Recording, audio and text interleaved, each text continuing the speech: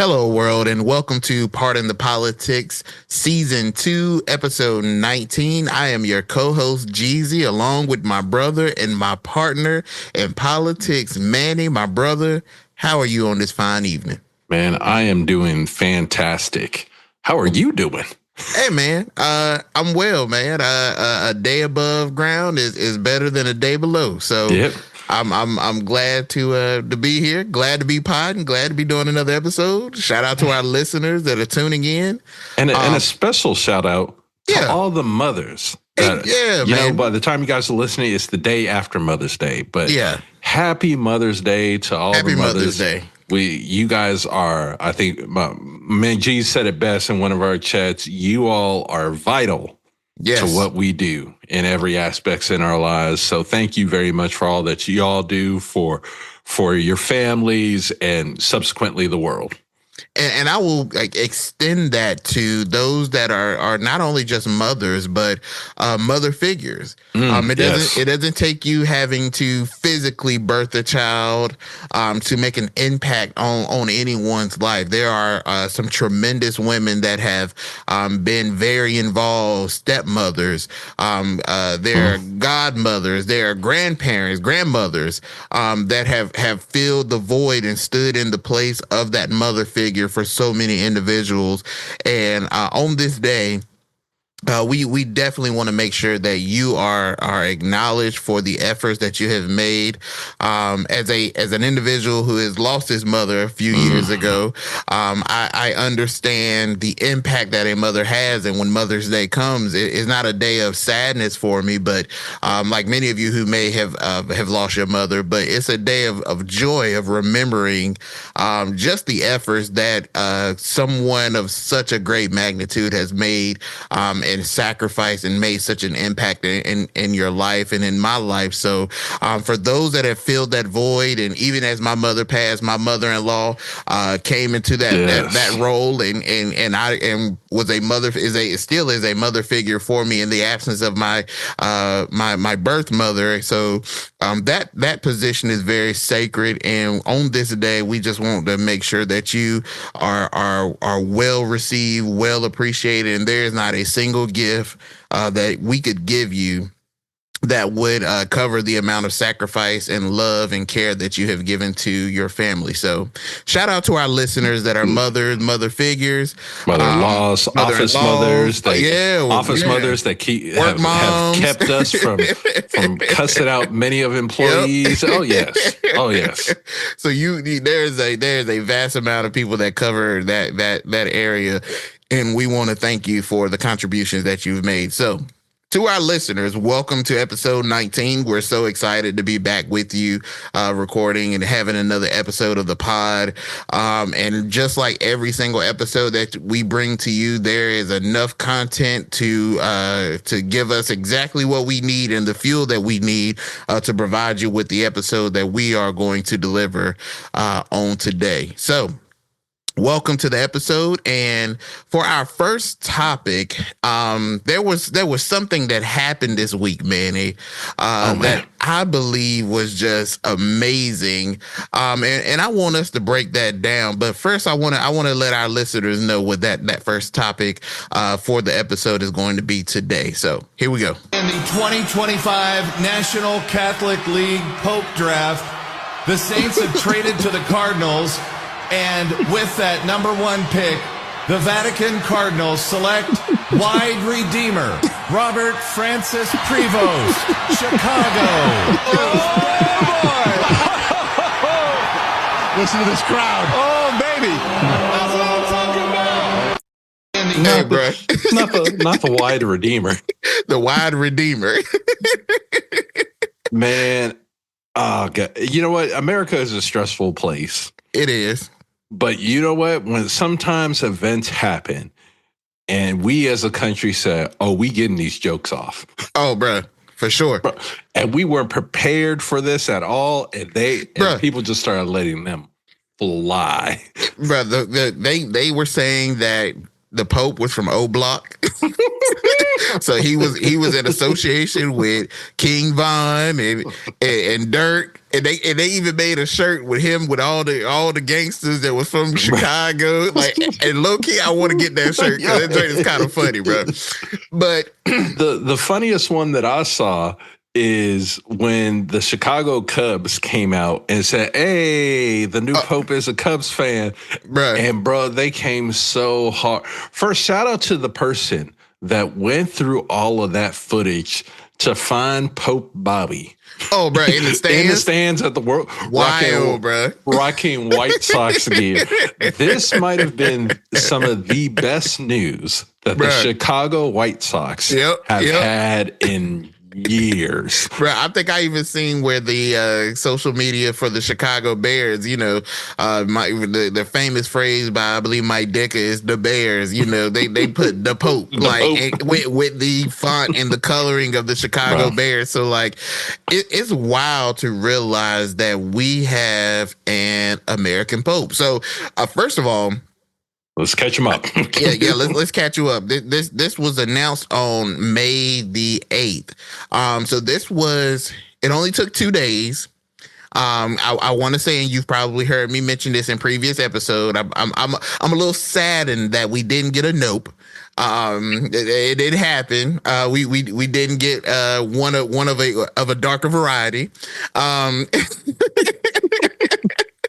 But we got I feel the next best thing, and that was an American Pope. So me and Manny were talking in the group chat, and we were trying to do the over and under and figure out how many days. And I can't remember how many days you said. I know I said I didn't think it would take longer than 3 days. I'm actually disappointed it only took 2 days. Bruh, whatever. I'm going to, in my mind, this is what I believe took place. I'm starting early. I believe that those Cardinals walked in there, and I can't remember the exact number, but I want to say it was somewhere around 133 Cardinals. Mm-hmm. They walked in there, and after they made that first vote and the black smoke came up, they went to dinner. And that food was terrible. That food was terrible. And they said, you know what? We're not doing this. We ain't doing this. I ain't doing this. I got to get up out of here. Because you know they locked up in the building, bro. They can't get out. No access, no DoorDash, no Uber Eats, and somebody them Cardinals collectively bit into whatever food was made, and the Holy Spirit led them to say, "Oh no, this ain't for us. Let's get out. This is not the manna that we supposed to receive." And them brothers said, "You know what? We got to go with somebody." And they said, why not go with the guy from Chicago? Chicago got great food. Everybody likes the Cubs and the White Sox. We even got the Bears. Let's go. And then they thought about it, said, if we don't get the American Pope, Trump said that he wants to be the Pope. So we got to go with him. We got to do it. We got to do it. So that's my assumption, because I thought it would go at least 3 days. I was surprised that it got to that second day. I was thinking at the rate that we've seen other events. Yeah. I was willing to bet money that we were going to be recording the pod. Oh, and bro. It was going to happen as soon as we done. Yep. It was going to be breaking news for us. So I definitely was like, okay, 3 days. But when I said 3 days, I was like, I'm feeling like it could be longer. And then I was reading things where, you know, most times it's like the Pope that nobody even it's not even on the radar. So I'm like, okay, well, maybe I can't remember his name, but Cardinal Pizzeria, the one that's Pizzaballa. I thought it was gonna be him. 'Cause I think that's the homie that's from Jerusalem, right? Mm-hmm. So I'm thinking, okay, maybe he was supposed to be the dark horse. He was supposed to be that that figure. They even had it on the news networks that he was like that long shot, and talked about how Pope Francis was a long shot. So maybe it was him, and then we came out of nowhere and we elected as the 267th Pope of the Roman Catholic Church an American Pope. Bruh. And I don't know how I feel about it, right? It's cool, but Here's where I'm concerned. Okay. For years, it was conventional wisdom that the Pope, look, the U.S. pretty much controls the money supply. We control the military. We have really large control in the UN. Everyone low key just does what America says. So we can't give the papacy to someone from the US. So, you know, if you rock with me, so I think that's a big part of it. But if you rock with me a little bit here, and here is what I think happened. You could hit my theme music. Oh yeah. We got another one. You might as well keep it going. Let's go.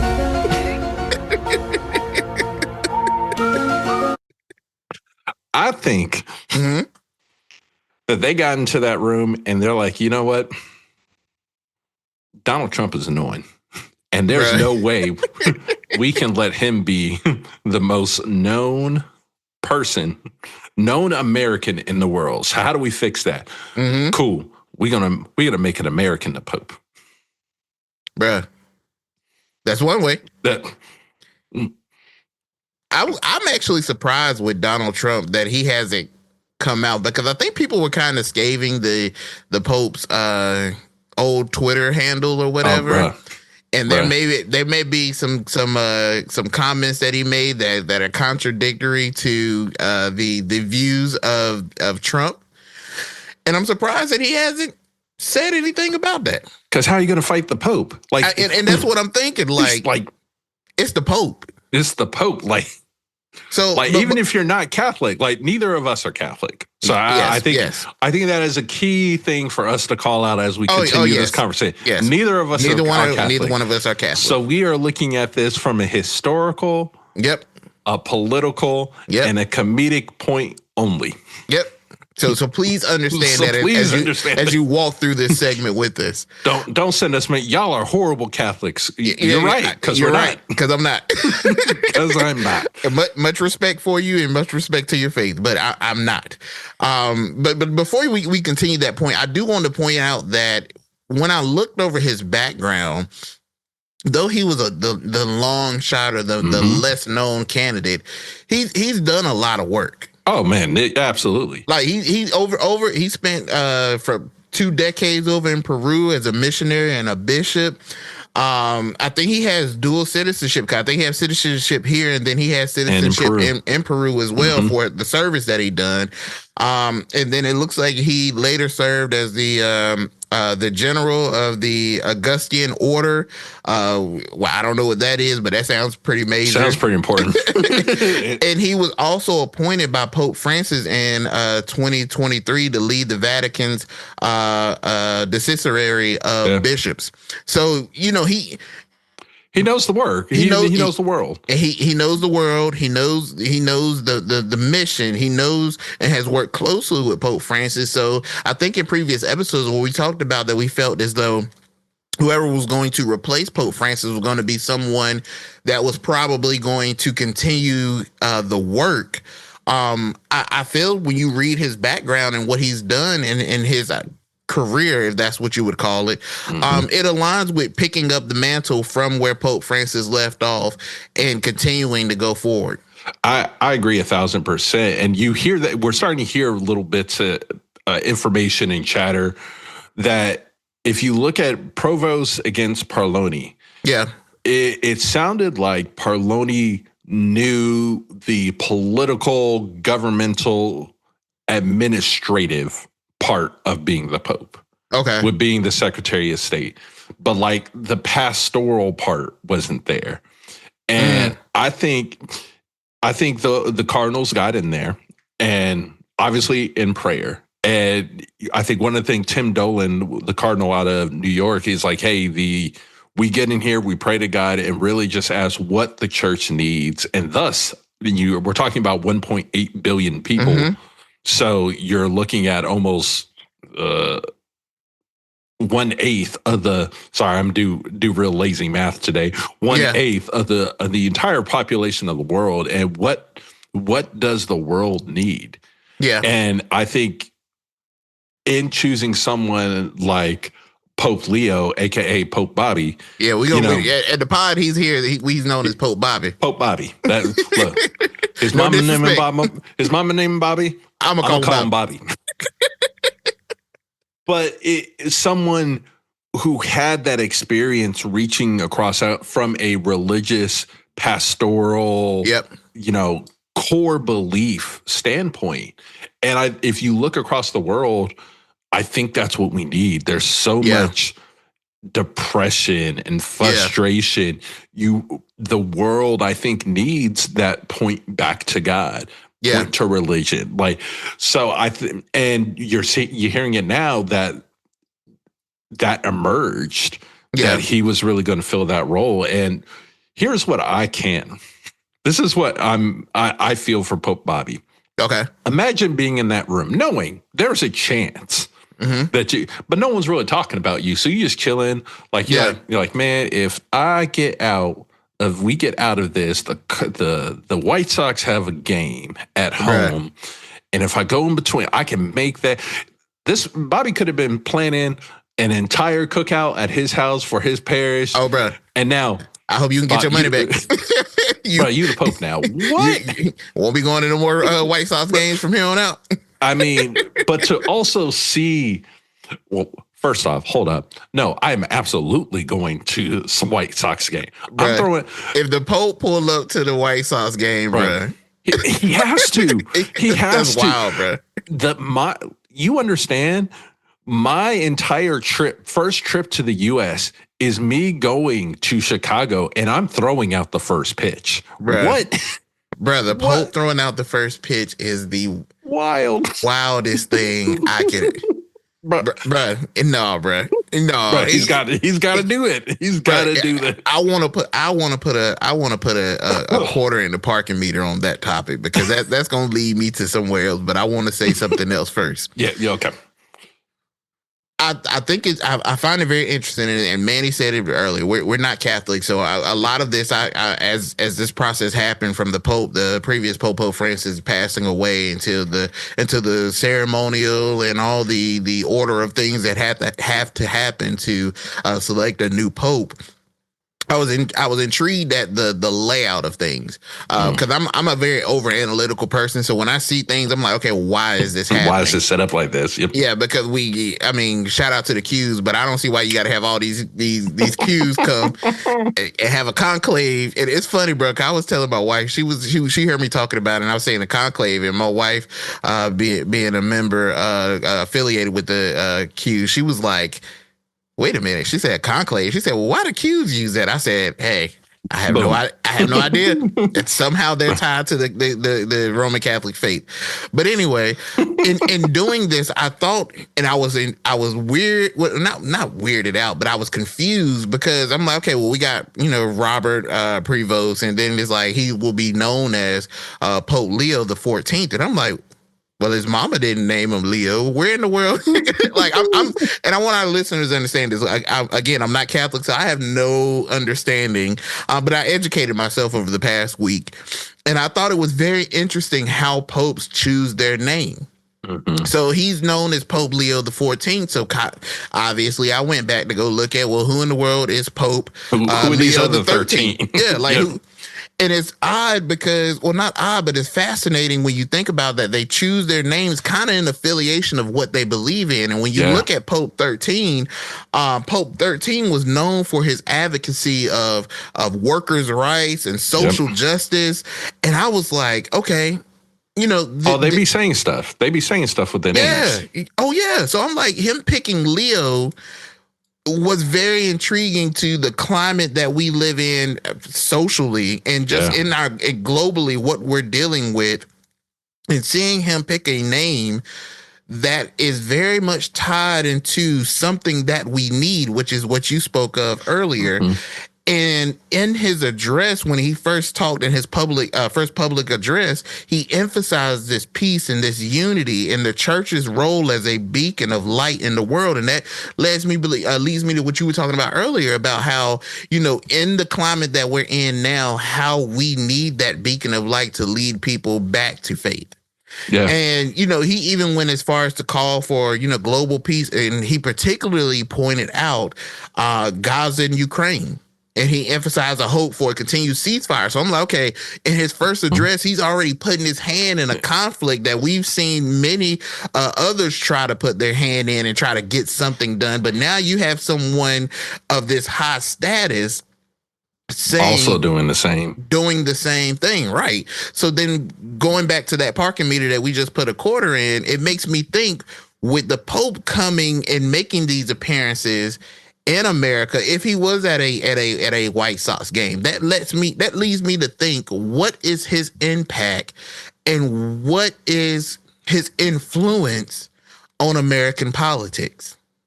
Oh no, I think it is about to.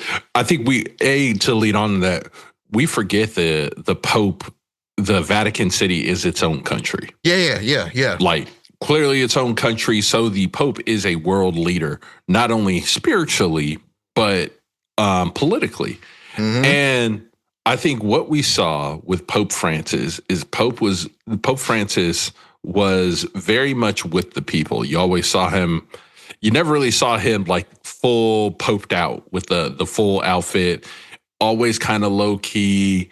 And I think there was a really strong effort for him to always connect with the people. Mm-hmm. And to see him pick the name, he started his first, I'm gonna say church service because I don't know what it's officially called. I don't even think it was a mass. Oh, okay. Maybe he did his first thing behind the pulpit.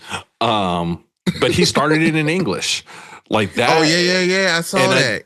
And to see the Pope do that, I think it's really interesting because largely Americans as a whole don't really care about the Pope up until this moment. Yeah. It is a topic of conversation. Yeah, I feel like even amongst Catholics, it's a topic of conversation here in the U.S., but to have one of our own, and now this is the second Pope from the Americas. Yeah. I think that it is a major opportunity for the church. And the one other thing that I would also like to point out at this point is that the Catholic Church has been in some scandals over the last couple decades. Oh, yeah. And there were several groups out there saying that the Catholic Church must pick an American pope because of all of the other areas, dioceses, that the American Catholic Church has been the church that has best and most appropriately handled these sexual abuse claims. Okay. And that we need to see that continue. So I think it'll be interesting because in some of the things people break down, hey, is he conservative? Is he liberal? And from everything that I've seen, he's all over the place and very much a centrist. Yeah. So it'll be interesting on how all of these things come together as these world events evolve. What does that first meeting between the Pope and Donald Trump look like? Well, I think that hopefully Trump doesn't try to exploit it to make it for his own personal gain. But when I think about the influence that the Pope has being an American, there's approximately 20% of Americans that identify as Catholic. That's about 60 million. That's a pretty hefty number. Yeah. So when you think about his leadership and what, his influence may be on Catholic voters, there could be an impact, especially when it comes to what aligns with his views on social justice. I think that he's expressed some views on immigration. Certainly, if he's picking up the mantle from Pope Francis, he definitely had a way of compassion for immigration. Yeah. And even he's been known to have some environmental concerns. So his impact, I feel, could potentially reshape the political narrative in America, because we're in a, once again, which is crazy on the bingo card of America, that we are now in a position that we have an American Pope and we don't know what that looks like. No one does. No, I thought it was a larger chance that there would be an African American, African Pope. I thought that it was just more likely, because I was just like, that's a lot of consolidated power. Yeah, with America. It is. Now, there have also been quotes, and this is where I start getting concerned. But I think it was a past cardinal, and it was like secondhand. But the quote was essentially, "We won't see an American Pope until the U.S. is in a decline." Because it's too much power to one country. Look, man, and it's gonna be a ride. All this is gonna be a ride. Is it possible the nearest election that we have is a midterm in 2026? Could we possibly see from the Vatican to the voting booth? Could we see that Pope Leo, Pope Bobby, could become the most unexpected political influence of 2026? Is it possible? Oh, I see you one, and I'll raise you another.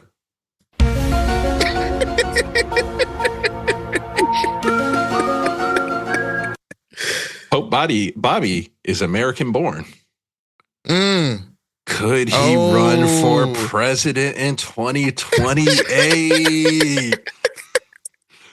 Like, if we're going to have chaos, let's go ahead and have some real chaos here. That's wild, bro. That deserves a double take. Bro, what? There is a world of... Oh, no. There's a world of possibility. There's somewhere out there in the multiverse of madness.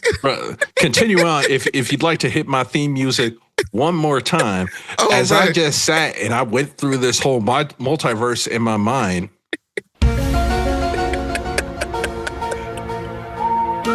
Now, lots of bad things would have to happen for this to take place.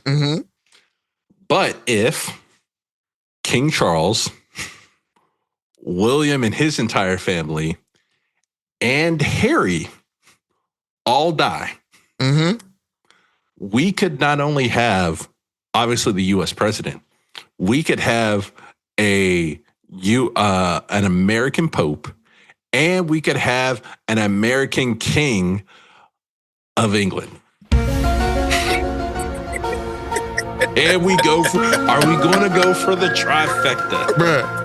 Now, lots of bad things have to happen. Is there somewhere in the Bible where this signals that if this happens, and this is like in the beginning? Bro, okay. So here we go. If you look, we got it again. Yeah,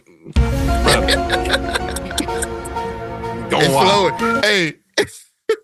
So if you made your way onto the interwebs and went deep into the interwebs, there was somebody who pointed out, I believe it is Daniel 7:4, where they talk about the beast. And look, man, here we go. Hold on. I'm pulling this up real quick.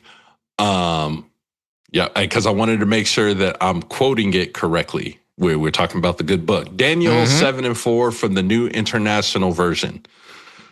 In this, they are talking about Daniel's vision of the four beasts. And 4 says, the first was like a lion, and it had the wings of an eagle. I watched until its wings were torn off, and it was lifted from the ground so that it stood on 2 feet like a human being, and the mind of a human was given to it. Now, I wanted to stop that earlier, but I'm always going to read the entire verse. Yes, sir. But that first voice, the first was like a lion, Leo, largely associated with the lion, wings of an eagle, American. What do we see?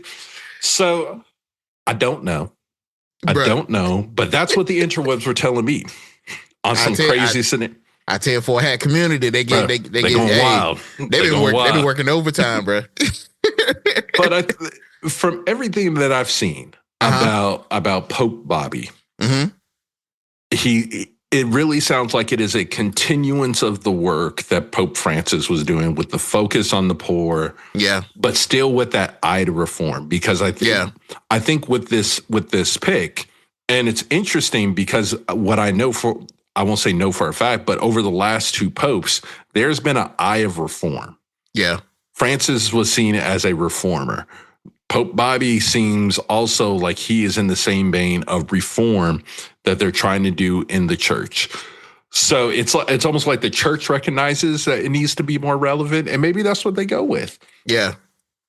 But man, but how does it, and there was other quotes as soon as they were getting ready to go in, and this is when I knew that Pope, hold on, I want to say his name right, Pope Paroloni. This is how I knew he was not going to win, because I kept hearing the quote, the person that enters the conclave as the Pope will leave a cardinal. Yep. And boy, they were hyping him up. They were hyping him up big. I would have been like, y'all chill. Y'all chill. Y'all gotta chill.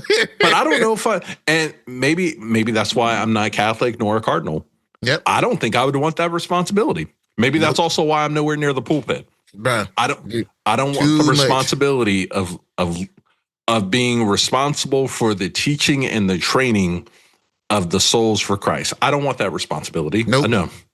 That's a lot, bro. So I think that, shout out to Pope Bobby.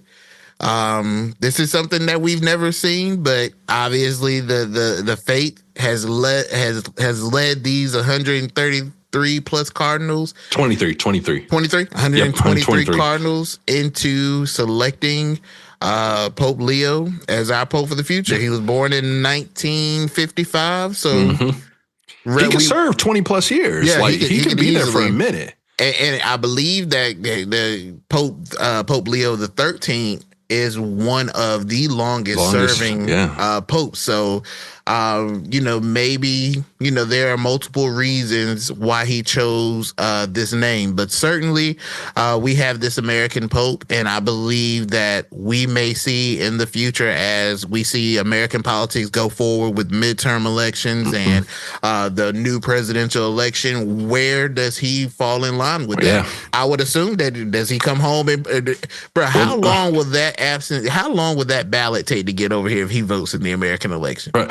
Well, no, on top of that, it's like impacts of him being an American, because we know we tax American citizens. So are we going to tax him?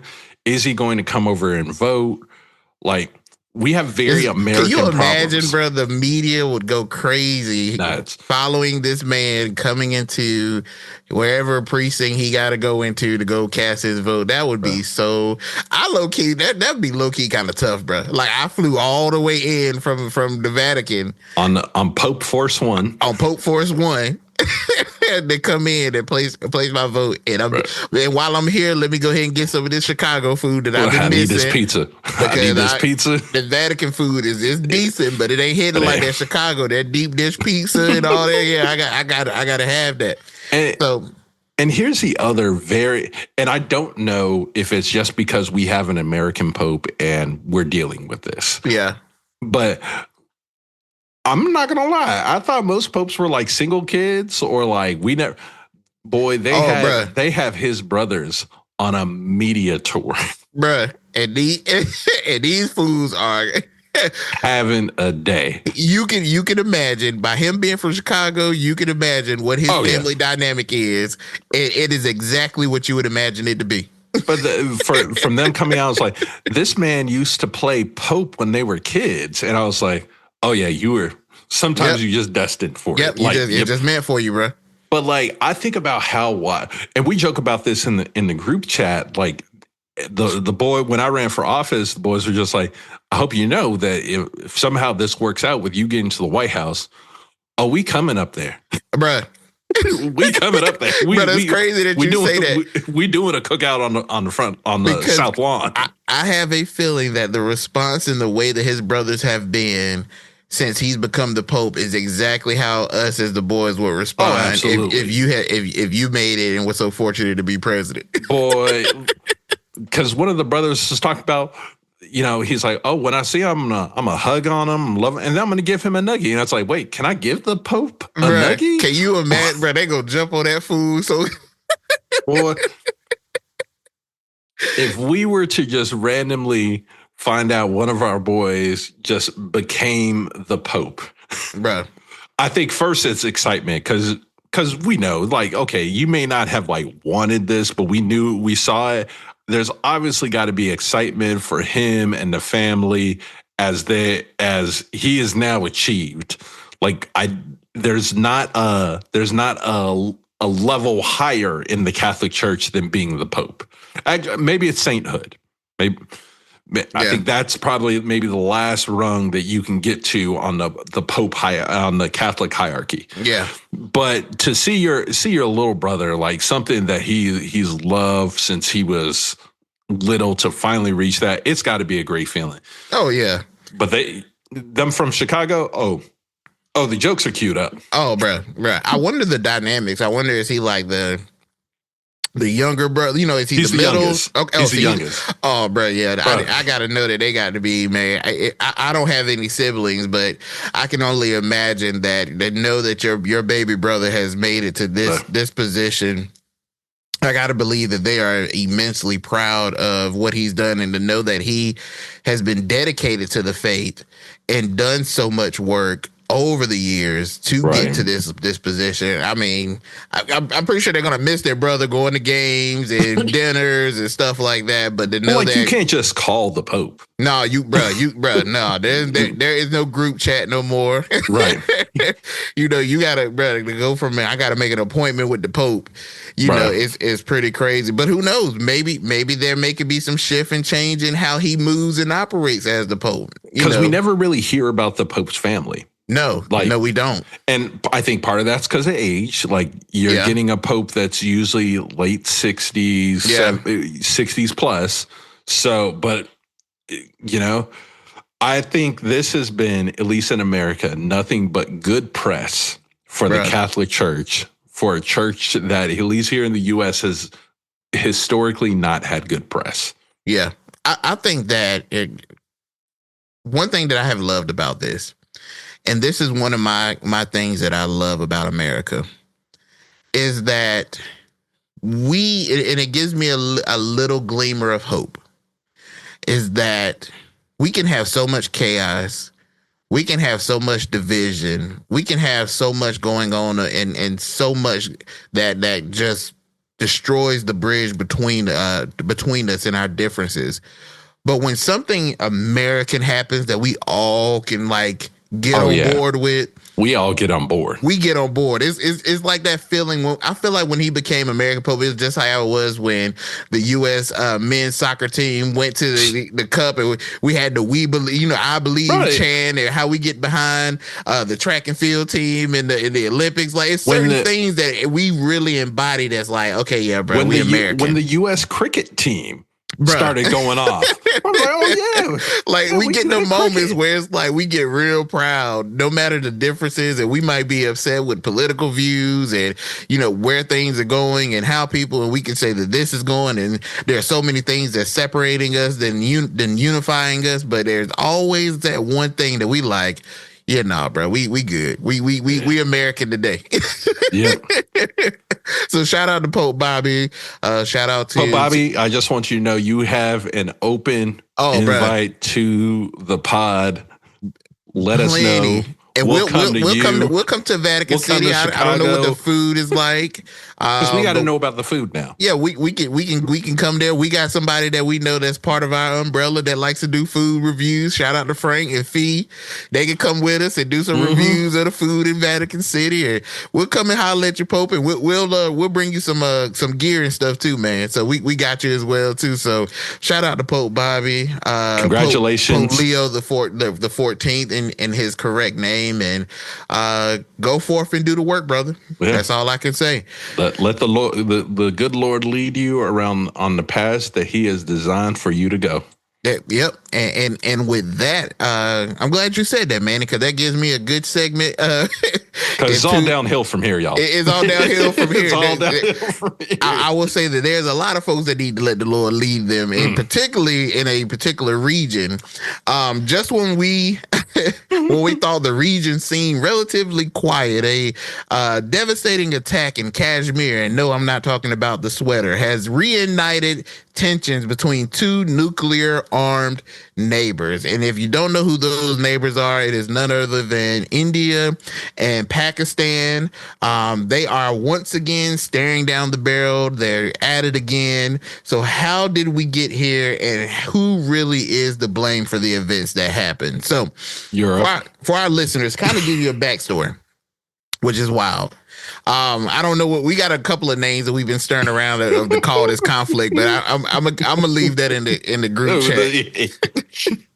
But it seems though that it started around April the 22nd. There was an attack that happened. And the attack was apparently in India, India's side of Kashmir, and the attack was apparently Pakistan backed. But Pakistan denies the involvement, but Indian public and media deemed retaliation. Somebody did something to India, and India said it was Pakistan. Pakistan said it wasn't me. On me. Nah. So then India launches an airstrike and missile attack on camps in Pakistan-controlled Kashmir. And just for those of you that don't know, I believe Kashmir is divided up into like 3 regions. I believe India has the most. Then you have Pakistan that has like the northeastern region. And then somehow another China has a little bit of it, which I would thought that was oddly... That's weird. It was weird because China ain't said nothing. It just... Right, China's like, we just trying to be friends with everybody right now. We just trying to, we out here just chilling. So in response to what India thought was a Pakistan attack, they responded with an attack of their own, claiming that they had took high militant casualties from Pakistan. So then, of course, you would guess Pakistan responds, and they respond and they strike Indian military positions, and basically it's a back and forth. Operation Sindoor, I believe they called it. Yep. Operation Sindoor, and then you had Pakistan's response, which was called Operation Bunyan U Marsos. Probably said that wrong. Don't hold on, Pa. Did you say Operation Bunyan? Yep. I'm American, bro. Like I can't. I said it in the most American way possible. I'm not even gonna try to fake the funk, bro. So, in this back and forth that's going on, first of all, I want to ask you a question. Do you think India was justified in their response initially, or do you think that they could have escalated this too quickly? Well, first I'm going to take a pause because we're not going to get out of this episode with us appropriately assigning blame. I don't blame India. Okay. I don't blame Pakistan. Okay. I don't even blame China. If you realize there's a lot of problems caused over in that hemisphere because of the English and the British and that empire and them drawing all of those lines. And that's I think the top of all this.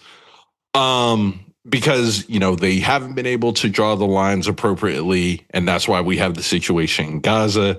If you look at this, when we talk about Kashmir, you have that breakdown there. Now, in terms of, do I think it's hard for me to really be in a position where I can say whether a response was at the level that it needed to be, or whether it should have been higher, or whether it should have been lower. But it is one of it was a response. I think you can't have the initial terrorist attack without some level of response. And I think it's crazy as an American for anyone to say, oh, they responded too much. We responded to 9/11.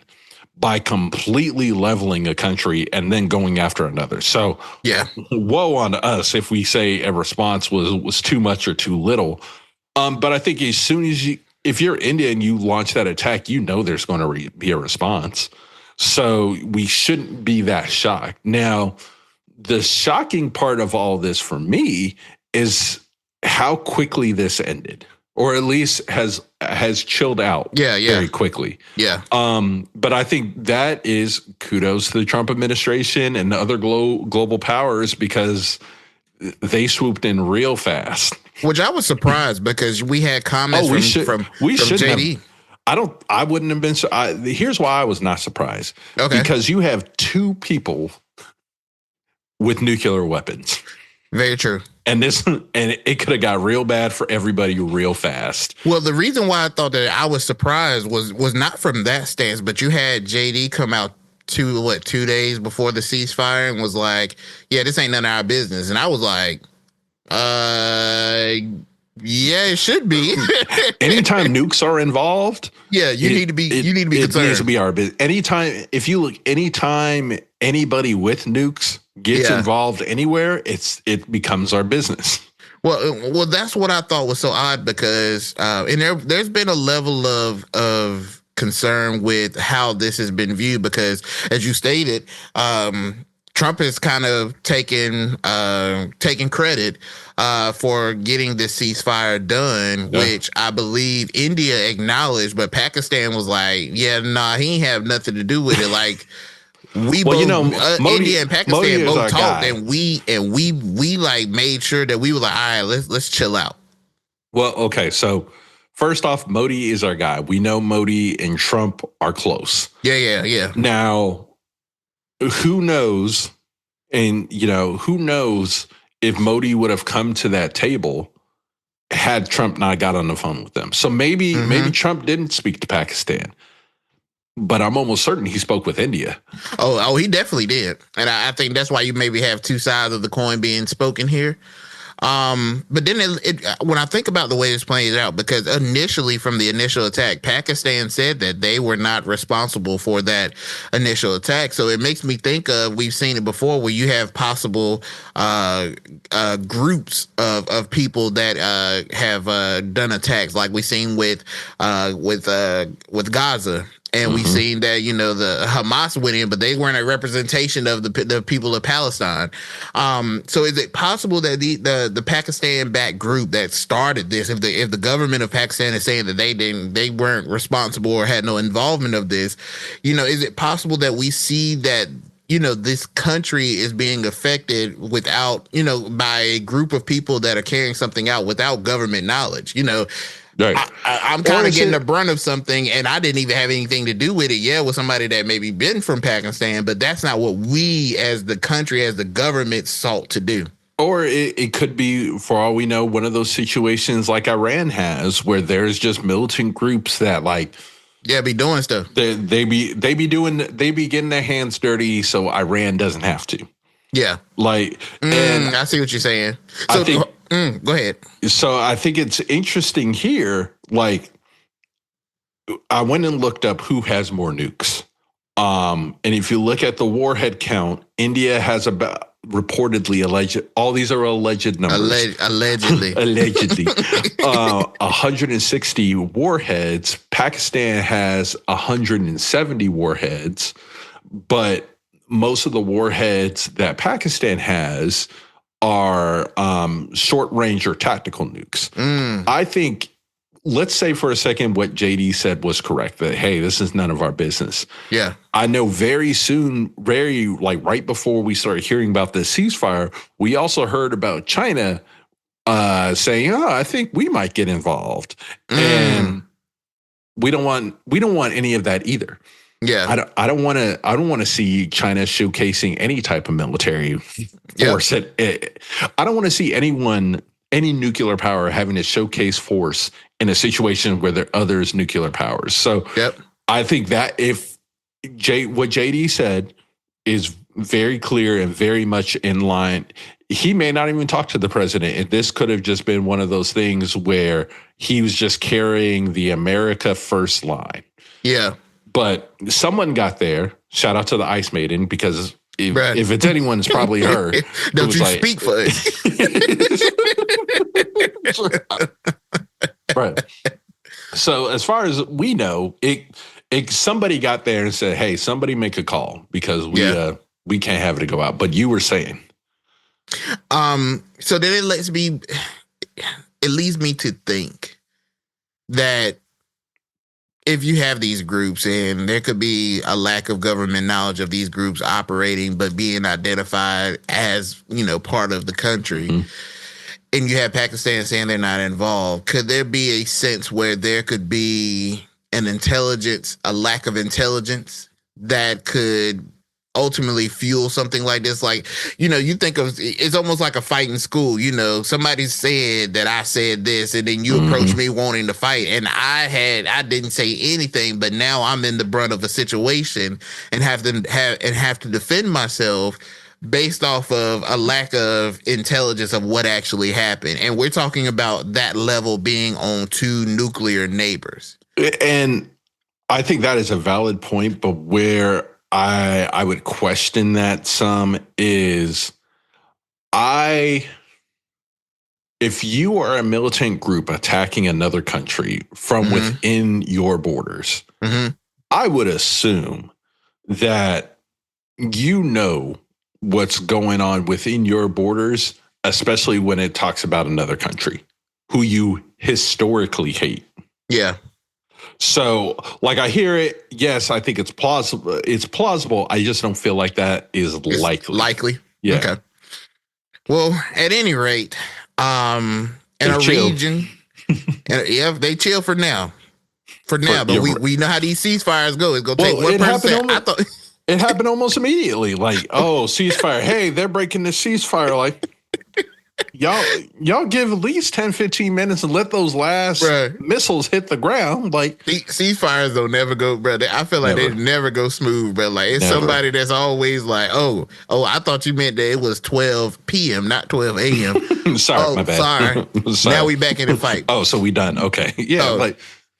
So at any rate, in a region where history casts a long shadow, and one attack was all it took to plunge these two giants back into a dangerous dance again, we just got to hope that going forward that cooler heads prevail before we have another spark to this flame, because we don't need, there's enough going on globally. You got to think that Trump or somebody in the administration got on. It was probably Marco Rubio, while he was going from one job to another, who called China's equivalent and is like, bro, I'm tired of there's always being something we got to deal with. Shout out to Marco, bro. If it ain't one thing, it's another. These Secretary of States across the world are just like, if it ain't one thing, it's another. It's another, bro. And before we move on, I just want to say this. As Americans, it makes you grateful that we read about and see these conflicts that happen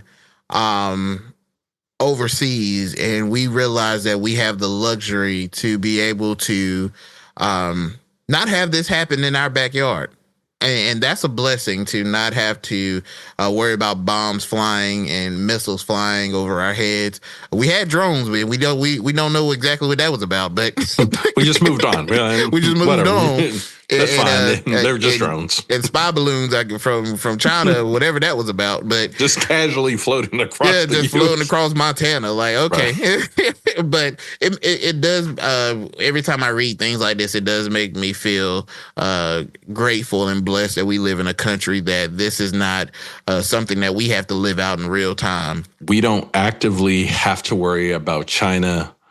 I'm sorry, we don't have to worry about Canada.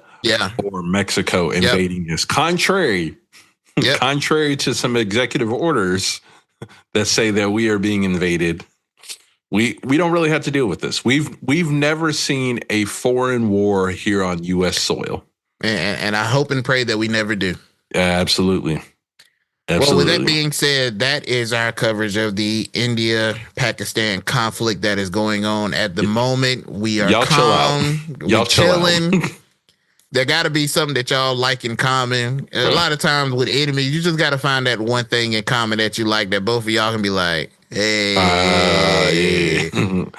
I know you like this too. Yeah, I didn't know you like this too. Oh, you get down like that? We get down like that too. Oh, we ain't that bad after all. That y'all need one of them moments. But just chill out. Just chill out. We need cooler heads to prevail. Yes. So with that being said, we'll move on to our next segment, and where we're also hoping that cooler heads will prevail. Jesus Christ, we need cooler heads to prevail on. There's some tariff action going on. Dun, dun, dun.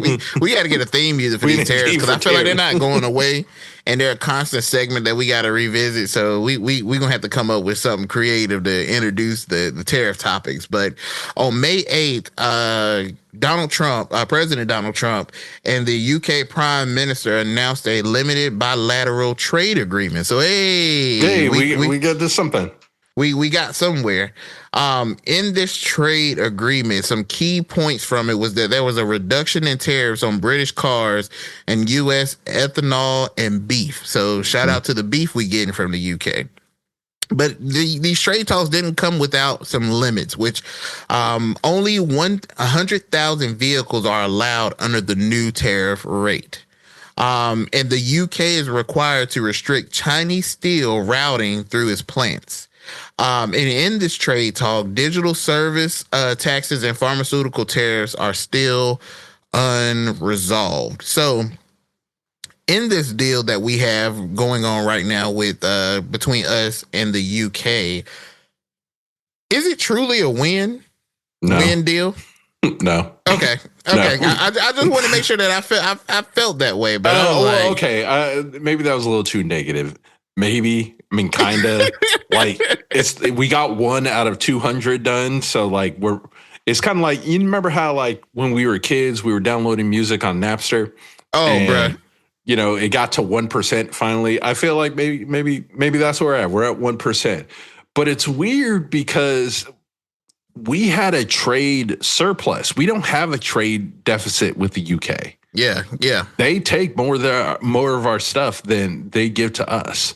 Mm-hmm. So my understanding is stuff still got a little bit more expensive for us, but things are either close to the same level or maybe a little bit more expensive for them to ship over here. So, I mean, I think if your goal is if Trump's goal and the administration's goal is eliminating this trade deficit, why are you starting with the country where we have a trade surplus with? And maybe that's the plan. We start with some of the easy countries and then we'll work our way to China. Yeah, I don't know how that goes, particularly in the details. The limit on the vehicles under the new rate was confusing to me. Yeah. Why are you capping it at 100,000 vehicles? And if I'm a British car maker, I feel like you just screwed me. Right. So I mean, in some regard, I feel like that may be some of the cons of this deal for the UK. But ultimately, I don't feel like the objective or the loudness of what Trump is saying that he's going to do with these tariffs. I'm assuming this is our first deal. Yes, it's first one. Okay. And let me to also hit on why it's pointless.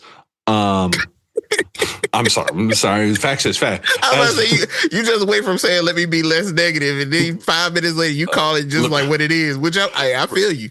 The UK exported approximately 106,000 cars to the United States in 2024. How many? 106,000. So, bro, so the limit is 6,000 fewer than they sent. Bro, like what? Okay. Who making these deals, bro? Hey, bro, we might have to get the book Art of the Deal. We might have to read it because there's got to be something that we missing. I'm missing something. I'm sorry. So this doesn't in no way move the needle in any way, shape, form, or fashion better for the American people. I mean, not really. Like maybe if you were in the market for a Land Rover, Jaguar, Rolls-Royce, Aston Martin, or a McLaren, like maybe, okay, cool. But I just know what my pockets say that I should be appropriately driving. And while I think I could probably purchase most of the vehicles on this list. Now I'd be struggling. These are still UK cars. Yep.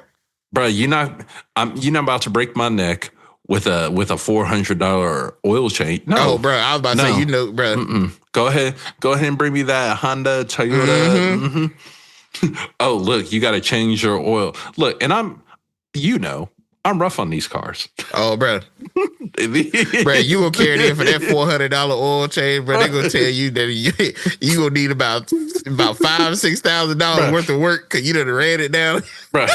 So, quick story for for the follower, for all our listeners. In college, I had a light green Dodge Stratus. That Dodge Stratus, boy. Boy, that car. Man, it ran that motherfucker down to the nub, boy. The brakes, bro. I ran those brakes out. And so I'm like, oh man, you took them to the grind. No. I took them to them grinding, and then I took it until it stopped grinding. meaning bear. Bro. Well, you can hear Manny come. We know when Manny was coming in the neighborhood, like come around that corner, it's like, yep, Manny home. Now, that was a time where I didn't have the resources that I have right now. Hey, so God is good. He kept me even when I couldn't keep myself. When them brakes won't keeping you at all, brother. God kept you. Bro, I see that red light. I had to stop 1,000 feet back. Bro, the driver's seat was broken. Yep. So I had a tire. Behind the seat. I remember, bro. To keep it propped up. And I want y'all to know, Manny is much taller than I am. So when we were living together, and I would, because I didn't have a vehicle, and I'd have to drive Manny's car, bro. I'd be struggling trying to reach these pedals with this broken seat, with this tire behind the seat holding it up. My legs are not long enough to reach this pedal, and the brakes are bad, bro. I'm in here, bro. Every stoplight is like a hope and a prayer. Bro, maybe that's why our faith in the Lord is as strong. Bro, he had to work overtime for us, bro. All that being said, UK cars tend to be expensive. Yep. And even with the tariff, there's only a certain buyer for these kinds of cars. Mm-hmm. And as you heard with the list that I read off, these people, if you struggling to be able to afford a McLaren, yep. Hey, you probably shouldn't be buying it. But if you're even thinking about seriously affording a McLaren, this ain't nothing for you. This is a toy. You're not financing a McLaren. If you're financing a McLaren, it's because it's part of your strategy. Not like, ooh, I ain't got this. So congrats on getting a trade deal done. Like with the UK, only, 199 more to go. This feels like a participation award. It does. Very much so. Okay. Very much so. Yep. Well, I want to move on to another tariff talk that happened that could be way more catastrophic than what we're dealing with or what we're worried about when it comes to the UK. Mm-hmm. As the U.S. and China circle each other in, I believe they met this past week in Geneva. Yep. Tariffs are towering, but talks are moving, I guess. Hopefully. So could we be inching towards a deal, or do you think that we could be inching towards disaster? The answer is yes. We are obviously heading towards disaster. And and I think we're inching towards a deal because we are inching towards disaster, because it came out that ain't no ships left China for the West Coast of the U.S. in at least the last 12 hours. And when I first heard that, I was like, well, it's only 12 hours, until I dug further to realize that hasn't happened since COVID.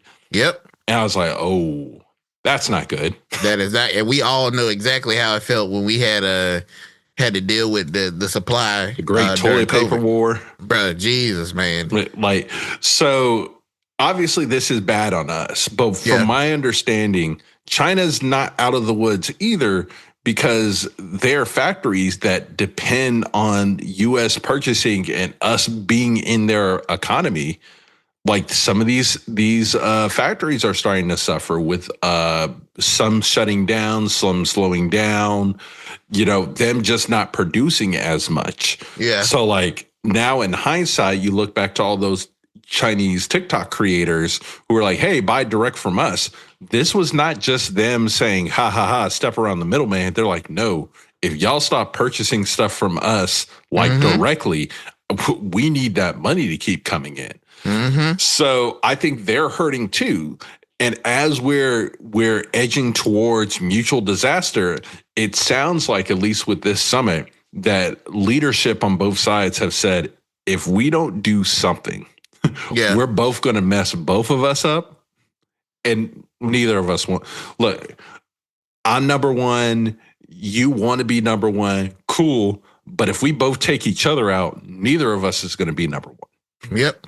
And I think that is an excellent way to put it. China has deemed this is not about the economy at all. They believe that this is something much more, maybe trying to kind of. It's a piss and match. Yeah, a piss and match. Some have also said that could it, with cutting tariffs on Chinese goods, could it ease inflation, or would it give Beijing more influence? I think this is very touchy. Yeah. It has to be handled a certain way. And, I think there has been some conversation where both sides could be at a boiling point at some point if this is not handled correctly, and cause much more of an issue than what needs to be done. And so I think that we should really, when you see the president putting so much focus on Canada and Mexico, and even, getting a deal done with Ukraine, not Ukraine, the UK. I think that our focus needs to be 100% on getting this deal worked out with China. I mean, they're in our top 5 biggest exporters to the U.S. Yeah. So 1,000%. They are up there. Now, there are concerns around intellectual property that have persisted for years. Yeah. Their issue with drug production that has, and I say this because it's not lost on me what American IP is lost to China because of things like that. Issues around fentanyl production. Like, there are issues that we need to talk about. Now, did it take risking both countries' economies to actually have people get together to talk about it? I mean, probably not, but maybe it actually did. But there's been issues with China, and maybe some of these will be worked out. But I think we also have to remember, from the American side, we are not dealing with the China 50 years ago. Oh, certainly not. We are dealing, I won't say an equal, but we are dealing with someone that has almost as much strength as us, if not more in certain areas. And ultimately, I think the administration touting this plan to bring manufacturing jobs back over to the U.S. is not a long-term feasible plan, because right now we have several million jobs open in the manufacturing space that currently aren't filled. So we obviously need to figure out how to fill those before we're talking about other companies building giant infrastructures here to deal with that. So I hope cooler heads prevail. Trump described the negotiations as a total reset of U.S.-China trade relations. So we'll see how this goes. And y'all chill out on this toilet paper. Maybe this is what's going to kick off Americans starting to use bidets more. But we'll find out on this season as the U.S. turns. As the U.S. turns. So hopefully in both of these situations, and just in this tariff situation completely, that things will work out soon. And just like we said in the previous segment, that cooler heads will prevail in a workable, favorable deal for both sides. will be done. So, absolutely. With that being said, we are at our favorite segment of our episode, and that segment is none other than our pickle of the week. We've got your pickle. We've got your pickle. We've got your pickle.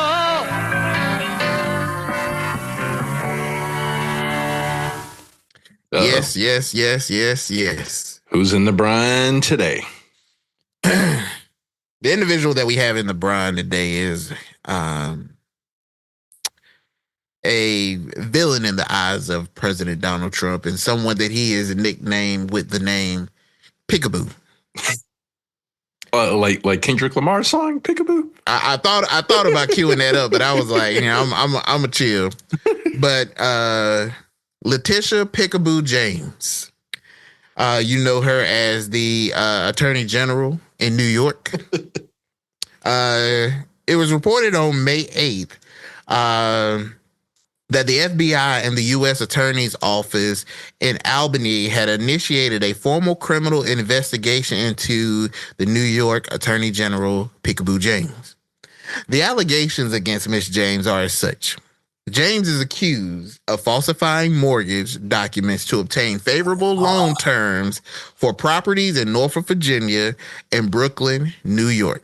Now, the investigation was prompted by a referral from William Polt, director of the Federal Housing Finance Agency, and guess who he was appointed by? Joe Biden. You'd be incorrect, brother. He was appointed. He was appointed by Donald Trump. Ah, damn. That's my second guess. Now, Peekaboo James has denied these allegations, and she is calling this politically motivated retaliation, particularly in light of her previous legal actions against former President Donald Trump. So, while we have discussed, and many have viewed that with Trump back in the White House, that he has attacked and gone after a lot of people that have been against him in the past, Peekaboo James, I hope that you are correct and you are denying these allegations that they are false. Because y'all, you got to do the right thing, man. You never know. You never know. So the block be hot. The block, hey, you never know when the block is going to circle around and it might get hot. So as I'm sure, and when they asked Trump about this, he went on his rant that she's just a disgusting and a horrible woman, and she's just all these things, that she's just terrible, that she just adds such a foul and film to the state of New York. And it's ever since she's been Attorney General, they just been such a decline, and it's just ridiculous the things she's done. And he's like, I'm not surprised at any of this that she's done. So, right, rule of thumb. Her. He hates Peekaboo James. Which I just want to shout to our listeners out there. I just want you to understand that if you don't know, I'm educating you that calling a black person peekaboo is a very racist term. Extremely. So it is extremely racist to call any black person peekaboo. And if you care enough to understand why it's racist, I would advise you to go do your research and understand that a president or a former president of the United States should not be using term as such, but apparently it is okay in the world and the country that we live in. It's 2025, and what rules matter now? No, there are no rules. So with that being said, I say peekaboo in all light of joke, but Miss James, I hope that these allegations are false. Straight. I hope you got your paperwork in order, as we say in our community, and I hope that these allegations are erroneous on all accounts. So good luck to you legally. And if they are, you need to hit up Eric, Adams. Figure out how he got off. Maybe you can get somebody to do you a solid, but I would probably say that is highly unlikely, because not in this administration. You pissed that man off with him having to show up to them court cases and fall asleep and just be miserable for the duration of that trial. So good luck, Miss James, and I hope that these allegations are false. So, with that being said, that is spotlights. That's all I got for you. I hope them houses in Norfolk and Brooklyn is nice. Now, that one in Norfolk, if you buy the water now, you might be hitting on something. And if things get a little tight and you want to put it up on Airbnb, let the boys know here at the pod, and we'll be glad to kind of occupy the space until you figure this thing out. While you figure this out. So that is my spotlight of the week. So as you all know, as we have come to the conclusion or the end of our episode, we like to bring you our spotlights of the week. So my brother, what are your spotlights that you have for the week? Well, first off, not only does the Catholic Church have a new leader in Pope Leo, the North Carolina Supreme Court is finally established. Hey, shout out. On May 7th, Jefferson Griffin conceded to Justice Allison Riggs after a 6-month battle over the votes in November, setting up Allison Riggs to now take the seat for the next 8 years by having a margin of 734 votes out of 5.5 million. That's wild, bro. Long overdue, bro. This was a nightmare of a process. I think he had no choice but to kind of concede because the federal judges came in and said, "Wrap this up." Yeah, this is crazy. Which we all felt that it was starting to get ridiculous. So that's my small one. But let's get to my big one. Okay. You know who in this current administration annoys me the most? And I was pretty sure who got picked on a whole bunch as a kid. Who, brother?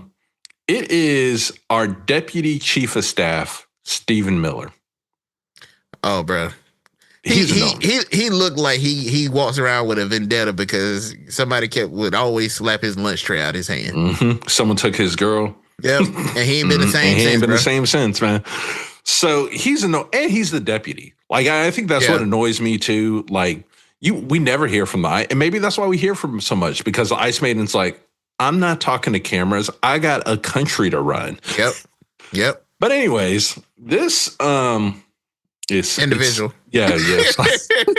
I got you, brother. I got you. This individual decided to come out and essentially allude that the U.S. is potentially observing plans to suspend habeas corpus.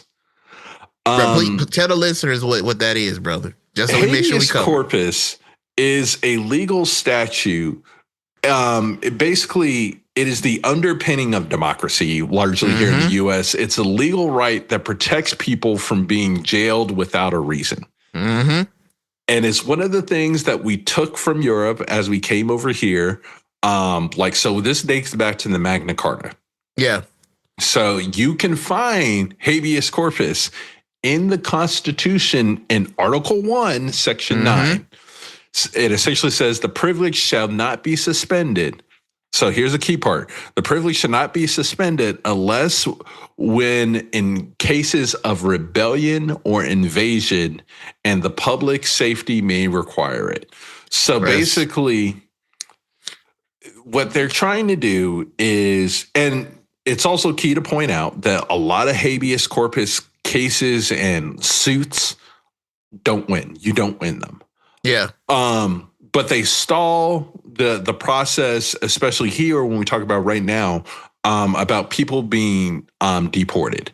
Yeah. So Stephen Miller came out and he argued that the current influx of migrants at the southern border could constitute an invasion and potentially warranting such a suspension that would allow them to basically round people up, hold them for no real cause or no real proven cause, and send them out of the country without due process.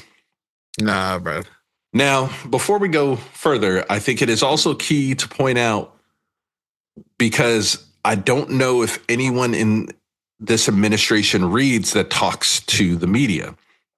Habeas corpus can only be suspended by Congress. So what is y'all talking about? Bro, Why are y'all even talking? Why are y'all talking about this? Like, no, you don't have the ability to do this. Now, maybe this is a silent dog whistle to the people in Congress. Like, hey, you should look at doing it. What invasion? What invasion? This is dangerous, bro. Bro, so we just not going to care about the Constitution? Cool. That's how we act. So a lot of legal experts widely dispute the administration's rationale around this. And again, such actions are only permissible solely in instances of rebellion. So just quick question that does not need an answer. Could we have suspended it because of January 6th? I'm just asking. I'm just wondering. So that came out this weekend. Yeah. So shut up, Alex Miller. Like, you guys don't have this power. And also undoing this makes a whole lot of things bad for everybody else. So yeah, those are my spotlights of the week. We told you guys it was all downhill after we finished talking about Pope Bobby. So, so I have a couple that I'm gonna just run through real quick because I have a breaking news one that I'm gonna do that I just seen. Man. The first one I want to point out is Homeland Security's empty wallet. It has been reported that they are projected to exhaust their funds by July 2025. ICE is reportedly $1 billion over budget. And the FEMA budget. But it's all good because Doge is going to save us all these trillions, right? I'm glad you said that because I want our listeners to understand that Doge is the Department of Government Efficiency, and I want you to know that we have a This is an entity. This is a department that is not functioning efficiently. So they are planning to. They at the rate they're going to run out of money by 2025. So that's one thing. The next thing is that the FBI's budget is MIA. The FBI had a budget hearing this past week and showed up with no budget. Bro, you just show up to class without the homework, bro. You were supposed to present today. You came with no presentation, and you sitting here thinking that's okay. Why? So the FBI has missed their legal deadline to submit their FY 2026 budget. Director Patel initially criticized the proposed 10.1 budget as too low, and then he walked it back. There has been a lot of fallout from both sides, bipartisan, about why this isn't where it needs to be. And in the hearing, they asked Patel, like, when are we going to get it? And he's like, we're working on it. And it's like, you do realize that legally you need to have it here at this time, and that time has passed, and there's no accountability. So we have two government agencies that we already are seeing not functioning in the manner in which they should, by individuals that had been deemed before they were confirmed as not qualified to run these departments. So it sounds like that ball of inefficiency is starting to get rolling. And then I want to point out that it was reported that President Donald Trump may be riding in some new luxury coming up. It has been reported that there may be a $400 million gift from Qatar, the Qatar royal family, which is a gold-plated Boeing 747-8 jet that may be used, that Trump may substitute and use as Air Force One. I have never heard of this ever happening at all. And I think that this is the most wildest thing that I believe he goes to Qatar this week. If he accepts this gift, this will be wild in my mind, of a president accepting this from a foreign nation. We don't know if this plane is bugged. We don't know what's on this plane. We don't know. And Air Force One is built to protect the president. Are we trusting the protection of a president to a foreign nation? I mean, sure, why not? Look, but apparently it's supposed to be at some point given to the president's like library or something. Presidential library. Bruh. Now that's not uncommon. I believe President Reagan, I think it is, has like the Air Force One that he used. The very first Air Force One that was used is at that presidential library. But this is wild. So I did do some quick looking. As of today, one of the largest gifts that has ever been given to a president was a giant elephant tusk from the king of Swaziland. Sure, I don't. You read about. Yeah, you know, you can look it up. It was given to George W. Bush. Yeah, I remember that. 61,000. That's a big walk from that to. And then the Saudi Arabia gave President Barack Obama a bejeweled sword valued at over 50,000. So that's a mighty jump. That from is 61,000 to 400 million. If I'm the Secret Service, I'm stressed out immediately. Oh, I'm definitely stressed out. And I believe this trip is supposed to take place between May the 13th through the 16th. So as my spotlight, I think this just raises questions to in terms of ethics, optics, and just the role that foreign influence has in American politics. This sounds like this almost feels like an endorsement because I don't believe that Trump's getting this and they're not getting something in return. Well, and it was crazy. It was a couple of weeks ago. We didn't bring it up on the pod. I'll quickly mention it here. There was a company that publicly said that they were doing a offering for their bond. And the purpose of the bond was to take that money and to buy the Trump meme coin in order to get favor with the president. Wow. Like we're starting to move beyond the phase of like people quietly trying to bribe the president. Like now, I'm sure this thing is nice. Like I would love to take a ride in a $400 million palace that they call. Oh, I'm sure. Flying palace. But like, I think we forget that you said it, our current Air Force Ones have a bunch of stuff on them to help survive nuclear blast, evade firefights, like to protect the president. Like I think the Air Force One has an entire surgery and operating room on it. Oh, wow. Like just in case something pop off and they got to deal with something in the air. Like these are not normal planes, nor should they be.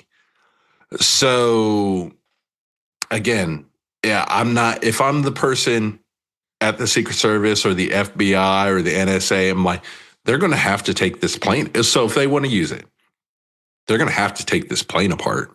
Oh, bro, for sure. Get all that stuff get the stuff on there that needs to go on there for it to be Air Force One. Even just at minimum to make sure this thing isn't bugged.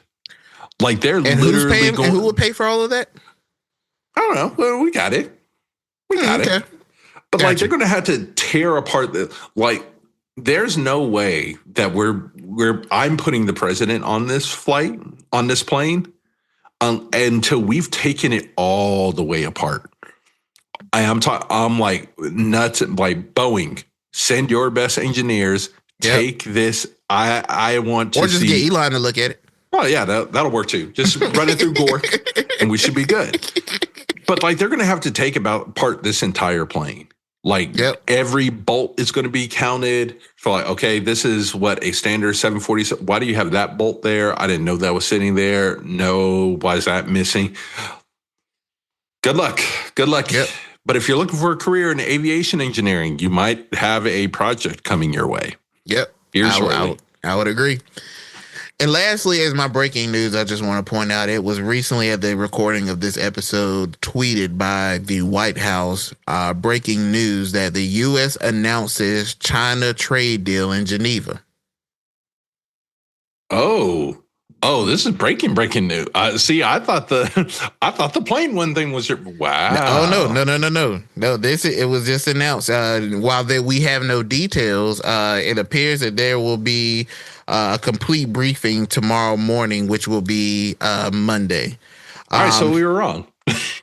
Yeah, so that's what's been released from the White House, that a deal has been done. So let's wait and see what the deal is once the details come out. But this is from the White House for immediate release. Yeah. All right. Well, so we got a deal. We got a deal. All right. We'll see what that deal is, and I will believe that by next episode we may be, depending on how good or terrible this deal is, we may be breaking it down in the next episode. So those are my spotlights and the breaking news of the episode. So we have reached, as I said, the conclusion of this episode. So that is it for episode 19. Thank you for listening. Thank you for being a part. Like, share. If there's any topics, any comments you want to make, follow us on social media. We hope, as we said at the beginning of the episode, that all the mothers and the mother figures have enjoyed their Mother's Day. And yeah, that's all I have. Brother, do you have anything? I'm good here. Thank you all so much. Clear? Yeah. All right. So as we always say here at the pod, that if don't nobody love you, just know the boys here at the pod. We love you, and we love you the most. So take care. We'll see you the next episode, and continue to follow and listen and tune in. Thank you so much. Love y'all.